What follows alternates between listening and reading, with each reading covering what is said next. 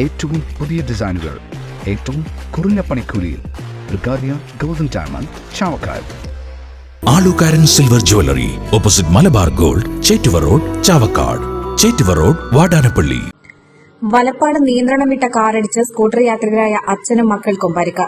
വലപ്പാട് ആശുപത്രിക്ക് സമീപം താമസിക്കുന്ന കണക്കം വീട്ടിൽ വിനു, മക്കളായ ശിവാനിക, നവനീത് കൃഷ്ണ എന്നിവർക്കാണ് പരിക്കേറ്റത്. ഇന്ന് രാവിലെ 9 മണിയോടെയായിരുന്നു അപകടം.